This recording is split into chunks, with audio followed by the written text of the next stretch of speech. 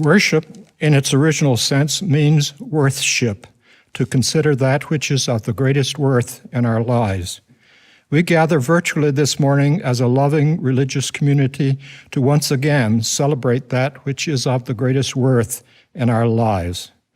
Recognizing that we have a variety of religious and spiritual beliefs among us, and that we are scattered to the four winds, we begin with these words from Unitarian Universalist minister David Baumbach.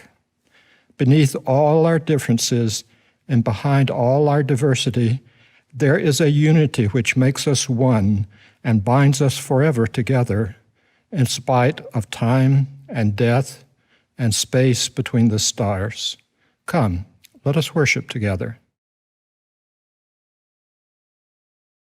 As we enter and share this sacred place, I invite you to light a chalice of your own, if this is meaningful to you, and say with me the words that will appear on the screen. We light this chalice, symbol of our Unitarian Universalist faith, as a signal that we are creating a sacred time to be together as a loving religious community, though each in their own place, in order to celebrate our common humanity. Good morning. My name is Maggie Wilson, and I'm the worship associate today. Welcome to the Unitarian Universalist Church of the North Hills. Whether you have been with us for a decade or more, or if this is your first time visiting, we welcome you. Whatever faith and traditions of your past, we welcome you. Whatever your theological stance, we welcome you. Whoever you are and whomever you love, we welcome you. Whoever you are, whatever your journey has been, we welcome you. Newcomers and guests are always welcome to participate in any of our church activities. If you'd like more information about our church or Unitarian Universalism, please talk to our minister, Reverend Jane Thixton, and you can find her contact information on our website. Be sure to join us for coffee hour following the service. The Zoom link will be posted in the YouTube chat at the end of the service. We will be breaking out into small groups for better conversation. For anyone who is interested, we can have a virtual Meet the Church session after a Sunday service, where you can meet others and learn about Unitarian Universalism.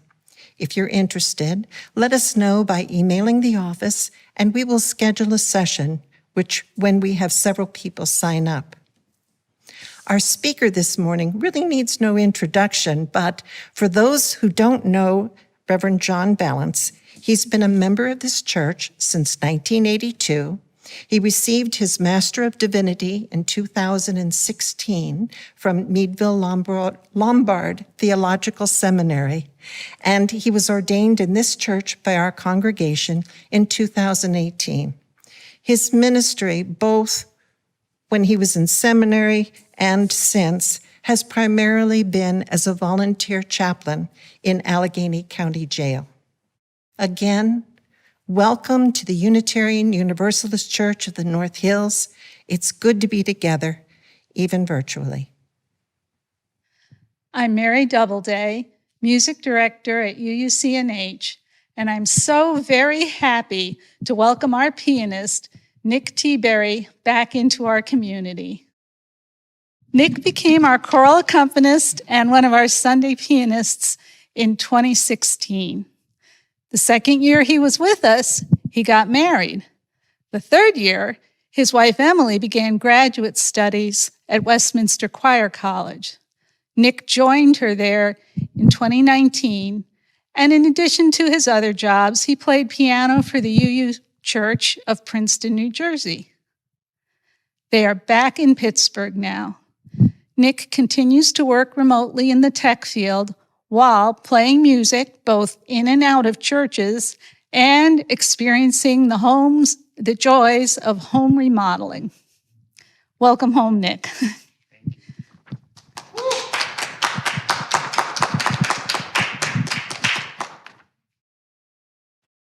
Our opening hymn is not in our hymn books, But it's easy to sing, and many of you will know this as the church has sung it several times. It's called There Is a Love, and the words will appear on the screen. Nick will play it once before we actually start singing.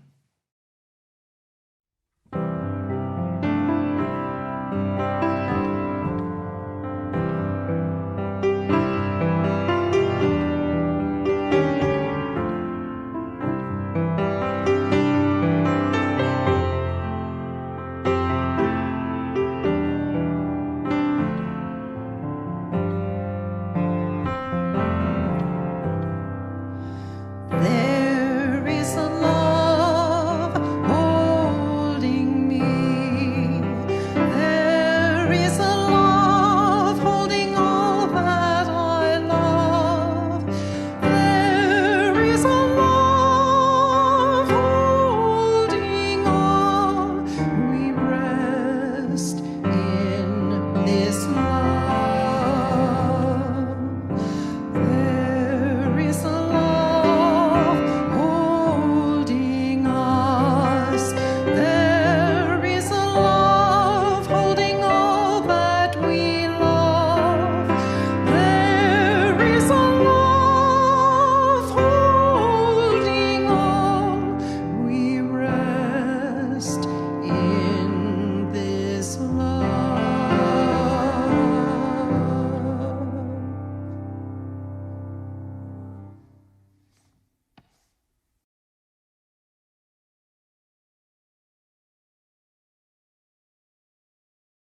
This is all wrong. I shouldn't be up here. I should be back in school on the other side of the ocean. Yet you all come to us young people for hope. How dare you? Wow, she's impressive. It is amazing what like one person can do when they see something wrong and they find the courage to challenge the way things are. You know who that reminds me of? Oh, Rosa Parks. Malala Yousafzai? No, Wilbur, the naked mole rat who liked to wear clothes. Got it? All right, then. What? Naked Mole Rat Gets Dressed. Written and illustrated by Bo Willems and used with permission. There is so much to learn about the fascinating little creatures known as naked mole rats. But for this story, you only need to know 3 things. 1. They are a little bit rat. 2. They are a little bit mole. And 3. They are all naked. Well, they were, with one exception. Look! Wilbur, the naked mole rat who liked to get dressed. Hello. When the other naked mole rats saw him, they said, Ew! Yuck! What are you doing? I like clothes, replied Wilbur. When I get dressed, I can be fancy, or funny, or cool, or I can just be an astronaut. When the others heard that, they said, Ew! Yuck! If you like clothes so much, then why don't you open a store or something? Naked mole rats can be very sarcastic, but Wilbur thought that was a great idea. The other naked mole rats did not. They brought Wilbur to a giant portrait of Grandpa, the oldest, greatest, and most naked mole rat ever. Look at that picture, they demanded. Look at his heroic face. Look at his regal bearing. Look at his total lack of clothing. Grandpa did look heroic. Grandpa did look regal, but he would also look regal and heroic in a casual shirt and some summer slacks. Ugh, said the other naked mole rats. Don't you get it? Naked mole rats don't wear clothes. Why not? Asked Wilbur. Something had to be done. the naked mole rats marched right over to Grandpa and told him all about Wilbur. And then he asked, "Why not?" Grandpa was very wise. He thought seriously about everything he had heard. Then he thought some more. Finally, he said in a heroic, regal voice, "Gather the colony. I shall make a proclamation." When Wilbur heard about Grandpa's proclamation, he knew it was serious. "A proclamation! A proclamation! A proclamation!" But he had no idea what to wear. In the end, Wilbur decided to play it safe. Maybe not safe enough. The others were so busy looking at Wilbur's socks that no one noticed Grandpa enter until he cleared his throat and proclaimed, "Fellow naked mole rats, I had never worn clothes until I heard Wilbur's simple question, 'Why not?' Why not indeed? Do clothes hurt anyone? No. Are they fun? Well, they may not be for everyone, but this old naked mole rat wishes he had tried getting dressed earlier." Then Grandpa complimented Wilbur on his socks. As fast as his legs could take him, Wilbur rushed home, put on his favorite outfit, and dashed back. When he returned, Wilbur discovered he was not alone. Much has been said about that day, but for this story, you only need to know 3 things. 1. Some of the mole rats were naked. 2. Some of the mole rats were clothed. 3. All of the mole rats had a great time. No exceptions.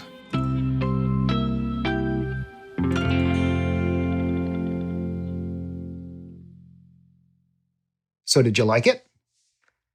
All right. So let's all go out and be like Wilbur. And if we see something that we think needs to be changed, let's find our voices and the courage to challenge it. I'm looking at you.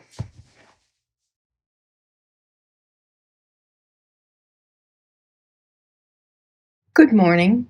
I'm Lynn Richards from the Lay Pastoral Care Team. During our service, we create this sacred space for sharing within our church community. It is a time to share significant life passages with the congregation so that you can be held in loving care. I'll be reading the joys and sorrows this morning.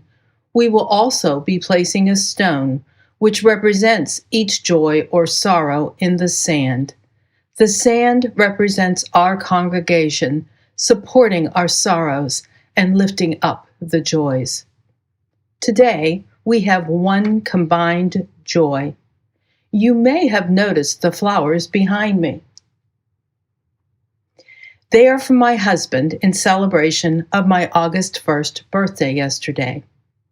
Reverend Jane also shares an August 1st birthday, and we hope she also enjoyed her special day, and we send her many good wishes for the upcoming year. Together we say, we share in your joy. We now place one more stone in the sand for all the joys and sorrows that exist in our hearts, but which remain unspoken today. We especially think of everyone touched by this COVID-19 pandemic. Please read with me the words appearing on the screen, knowing that here includes all those watching. Let us hold in our circle of caring each person here. Let us hold in our hearts those who are unable to be with us today. Let us hold in our memories those who have moved on. Let us find comfort in knowing that we are not alone.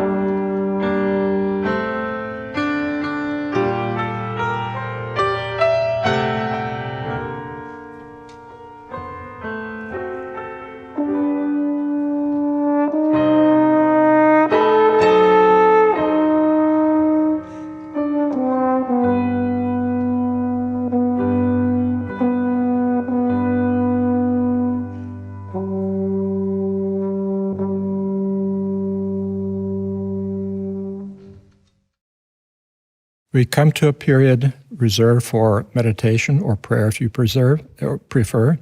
Let us hold in our hearts not only those in our religious community who are suffering as a result of the coronavirus and the limitations it place upon us. Some of us are merely inconvenienced. Others of us are seriously affected, both financially or perhaps even from health concerns.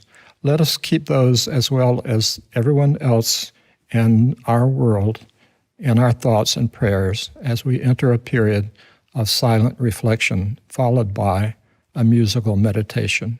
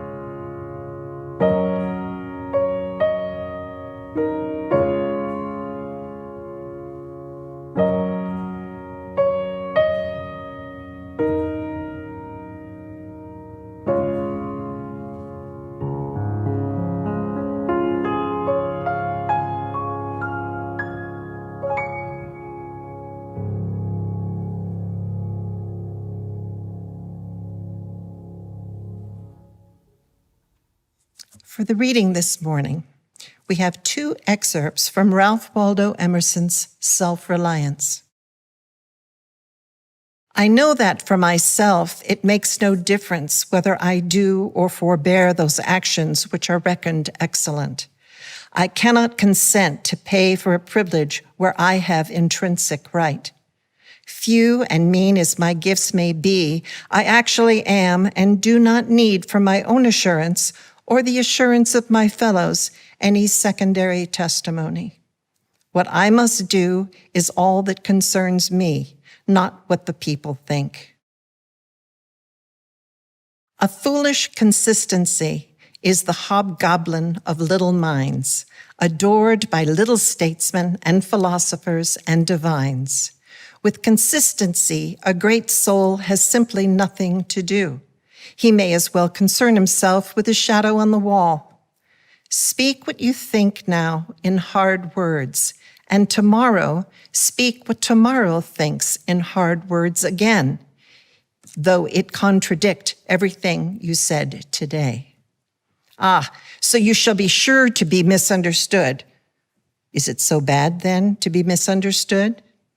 Pythagoras was misunderstood. and Socrates and Jesus and Luther and Copernicus and Galileo and Newton and every pure and wise spirit that ever took flesh.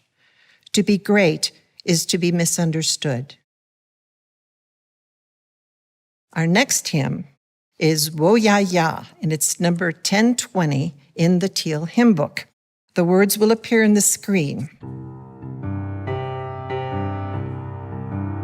We are going, heaven knows where we are going, but we know within, and we will get there. Heaven knows how we will get there, but we know we will. It will be hard, we know, and the road will be muddy and rough, but we'll get there. Heaven knows how we will get there, but we know we will.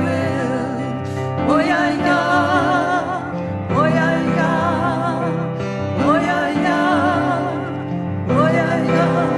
We are going, heaven knows where we are going, but we know within, and we will get there. Heaven knows how we will get there, but we know we will. Oh yeah, yeah, oh yeah, yeah, oh yeah, yeah, oh yeah, yeah, oh yeah, yeah, oh yeah, yeah, oh yeah, yeah, oh yeah, yeah, oh yeah, yeah, yeah, oh yeah, yeah, oh yeah, yeah, oh yeah, yeah, oh yeah, yeah, oh yeah, yeah, yeah.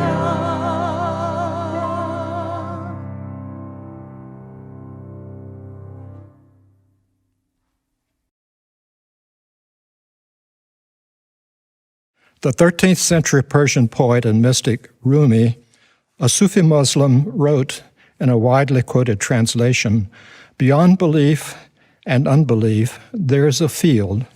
I will meet you there. When the soul lies down in that grass, the world is too full to talk about."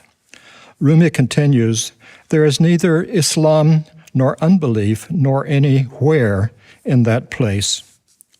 It seems clear to me that Rumi is alluding to a destination that is not a geographical location. I don't know Rumi's intention, but I choose to interpret his words as describing what we in the last half-century call the beloved community. This morning I want to intertwine two independent threads. The first is my belief, not stated or even alluded to in our 7 principles, that each of us has a moral obligation to be the best person that we possibly can be. I don't explicitly point this out anywhere, but it is always behind my thinking throughout this sermon. The second is the concept of beloved community, the characteristics of that beloved community, and how we might go about creating that beloved community. I believe that most Americans have an unformulated, instinctive yearning for the beloved community. The concept of a beloved community is not new, although the specific terminology is relatively recent.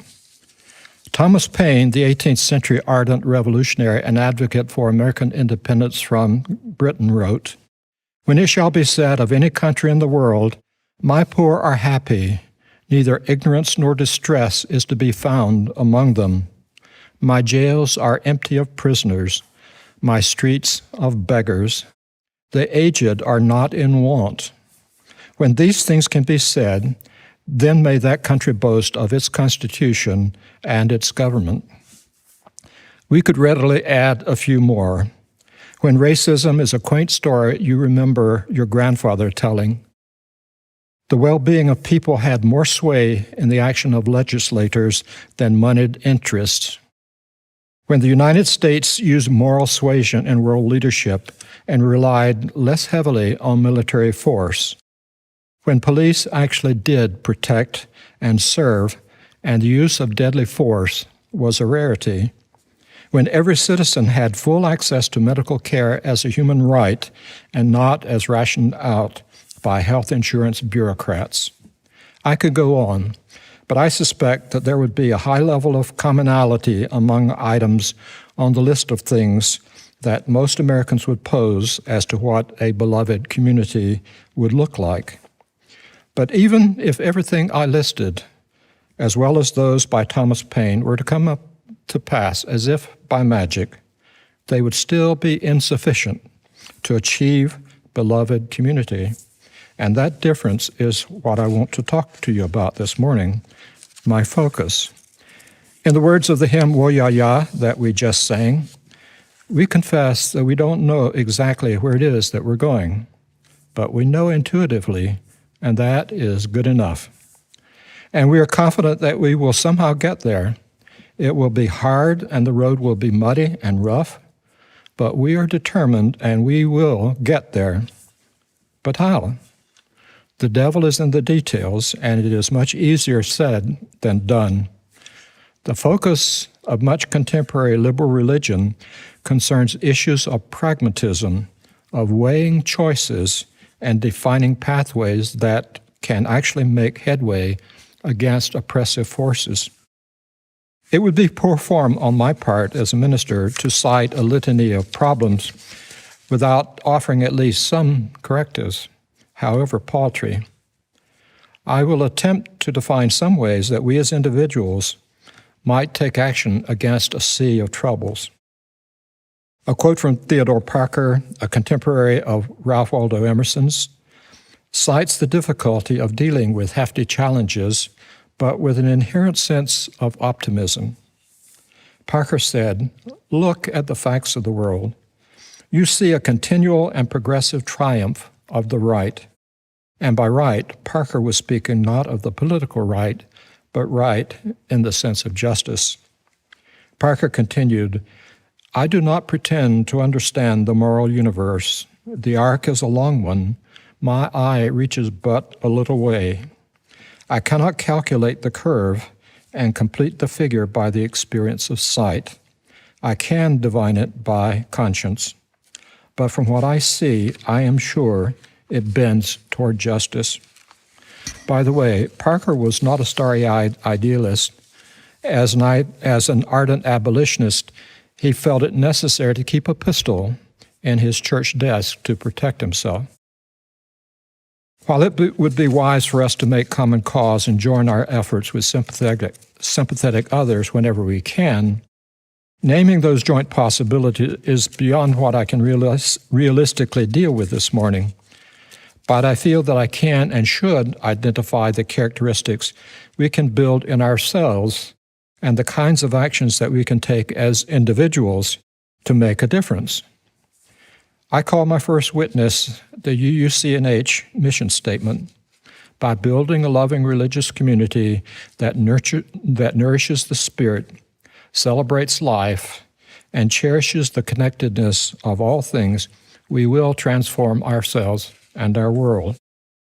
The we in the mission statement means both each of us as individuals and we, all of us together. With respect to the possible steps for individuals to take to fulfill the UUCNH mission statement or any other action steps, the first commandment is, do what you can do. The 19th century orator and Unitarian minister Edward Everett Hale said it more elegantly. I am only one, but still I am one. I cannot do everything, but I can do something. And because I cannot do everything, I will not refuse to do the something that I can do. Thus, the first prerequisite for making meaningful change, the first step toward that hazy, beloved community far in the future, is to decide to take action and not be dissuaded by not knowing precisely what to do or how to do it. Each of us has different passions, different abilities and experiences, different resources, and different constraints. There is no substitute for each of us making our individual decisions about what we can and will do. Individual efforts may be small, but collectively we can, we will, and we must change the world. Recognizing individual decisions and actions as a key pivot point leads me to an issue that I feel the need to address in the negative. That is self-reliance, in reference to that well-known essay on that subject by the eminent 19th century Unitarian minister, writer, lecturer, and philosopher Ralph Waldo Emerson. I find much in Emerson's writing stimulating and rewarding, especially his Divinity School address, but I am not a fan of his essay, Self-Reliance.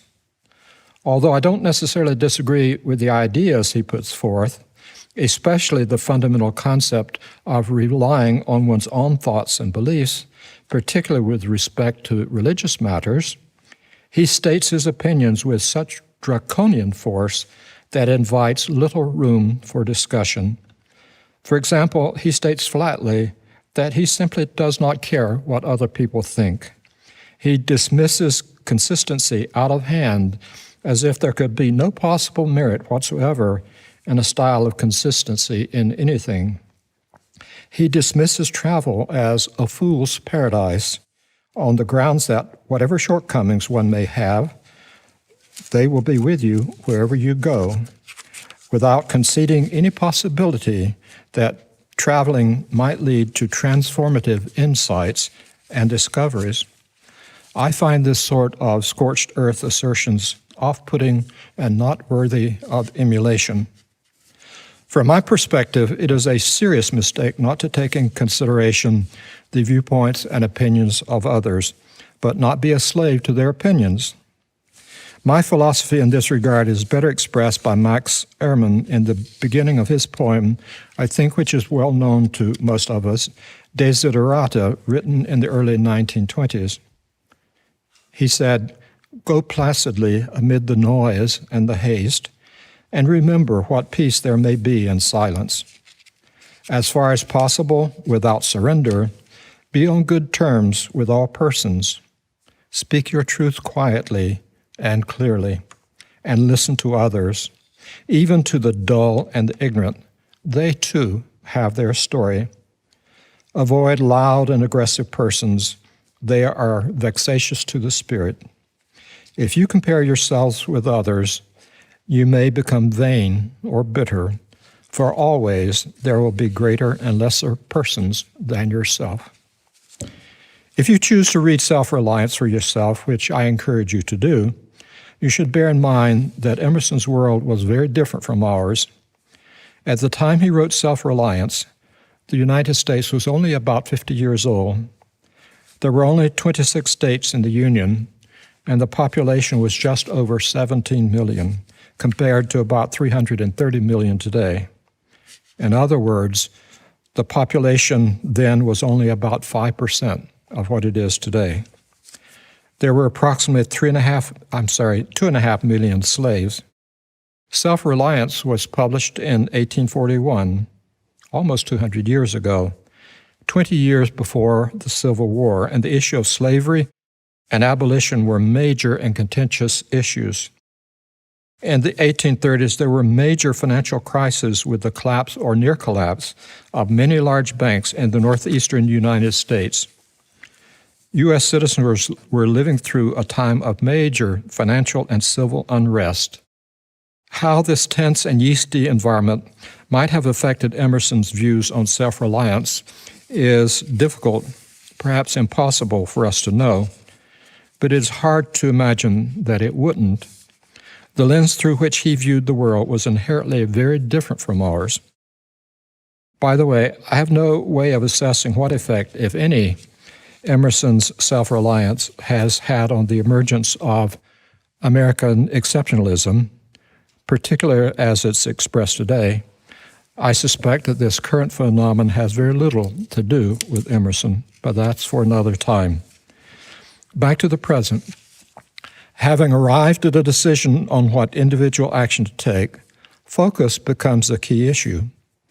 One of the gentle ironies of my life is that while I am committed to being intentional about what I do and what I choose not to do, Many of the most meaningful things of my life arise unexpectedly and as a result of no deliberate intention on my part. The genesis of what I want to say to you today about focus arose as an accident of my taking a volume of reflections from my bookshelf that I did not recall that I had. It is a slim book called Walking Toward Morning by Reverend Victoria Safford, a minister of a UU church in suburban Minneapolis. In one of her reflections called Set in Stone, she told of wandering through an old graveyard in New England. One gravestone was of a woman whose name and dates of birth and death had been erased by the wind and the rain, and only the epitaph remained. It read, "She attended well and faithfully to a few important things." Reverend Safford relates that she was put off by this sentiment. At first it seemed to me a little meager, she said, a little stingy on the part of her survivors, but I wrote it down and have thought about it since, and now I can't imagine a more proud or satisfying legacy. She attended well and faithfully to a few important things. Safford continues, "Every day I stand in danger of being struck by lightning and having the obituary in the local paper say, for all the world to see, she attended frantically and ineffectually to a great many unimportant, meaningless details." Each of us has the same number of hours in a day and the same number of days in a week. But those folks who make the greatest differences in the world are those who learn the importance of focus, of determining what they will or will not do. It is not necessarily an easy skill or a habit to learn, but the beloved community will be created by those with focus who are committed and who show up. Whatever actions one might take or choose to take, I believe that it is essential that we approach those with whom we disagree with compassion, humility, kindness, and love. Certainly, a beloved community cannot exist, cannot even be formed without fundamentally being committed to these values. As I have told this congregation on more than one occasion, my definition of love is the one that I got from M. Scott Book's remarkable book, The Road Less Traveled. Love is the will to extend oneself for the purpose of nurturing one's own or another's spiritual growth. Humility is a critical virtue in its own right, and compassion and kindness are a form of love. I am indebted to a friend of mine who is the kindest person I know. When I am tempted to be dismissive of those with opinions that I think are, at best, ill-informed or ill-formed as well, he reminds me to exercise the spirit of love from Peck that I just cited, and to consider that by being harsh toward those vexatious people, I am not likely to get them to change their minds. The only way that I am likely to get them to change their mind and behavior is to consider that they have their own thoughts and reasons, and by inquiring without judgment about why they view things as they do, perhaps in a resulting civil discourse, they might change their opinions, or possibly I might learn something and change mine. Certainly the only way that disparate people will ever be able to create beloved community is through such compassion, kindness, and loving processes, and with humility. Without question, in my mind, beloved community will be beyond self-reliance of the Emersonian mold. The desire to work in meaningful ways toward beloved community is challenging enough in its own right. And now, as we have the intensifying effects of the coronavirus pandemic, will the pandemic fundamentally change everything? Or will the eventual effect be reflected in how things get done? I suspect that the only answer to that question is yes. However, I don't believe that we should simply sit on our hands with respect to the serious political and social issues we face at the present time until the pandemic issues are resolved. The issues are too serious and too much in the forefront for us to not take action now. As UUA President Susan Frederick Gray has pointed out, this is no time for a casual faith. Despite the challenges, there is reason for optimism. Congressman John Lewis, a leader in the U.S. Civil Rights Movement, who died in mid-July, wrote in a message to be read at his funeral the following: "Ordinary people with extraordinary vision can redeem the soul of America by getting in what I call good trouble, necessary trouble. Voting and participating in the democratic process are key. The vote is the most powerful nonviolent change agent we have in a democratic society. You must use it because it is not guaranteed. You can lose it." When historians pick up their pens to write the story of the 21st century, let them say that it was your generation who laid down the heavy burdens of hate at last, and that peace finally triumphed over violence, aggression, and war.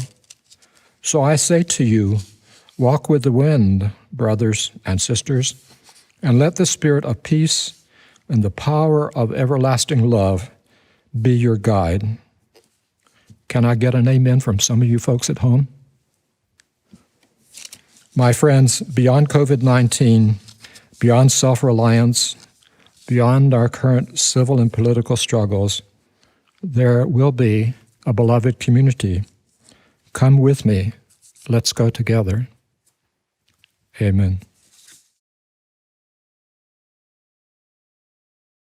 We know that our financial contributions to this congregation come from sacrifice and hard work. We're so grateful for this and commit together to ensure the funds we gather collectively do a greater good for ourselves and our world than they could have done alone. The morning offering will be taken by your going to the uucnh.org website, finding the link in the upper right-hand corner that says Donate, and making a contribution equivalent to what you would be putting in the plate or more. May we give today in love and in hope.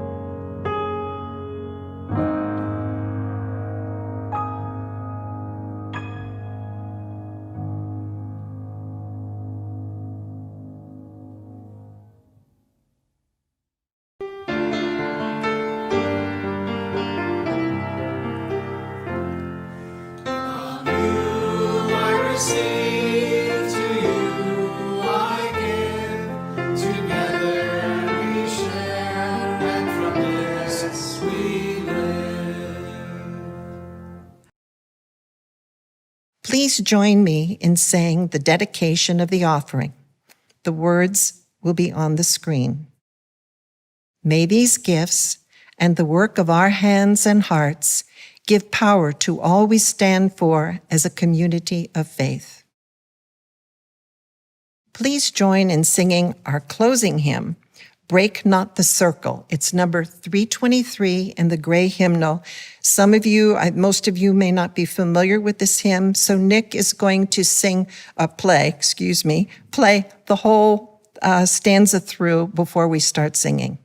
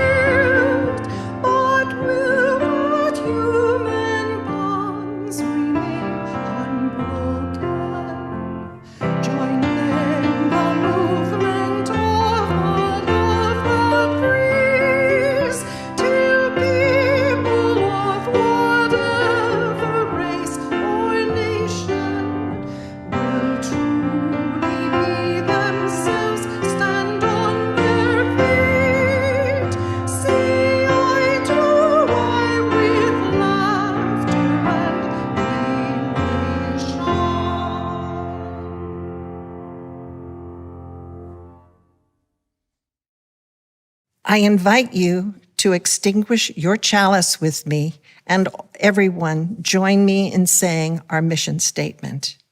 By building a loving religious community that nourishes the spirit, celebrates life, and cherishes the connectedness of all things, we will transform ourselves and our world.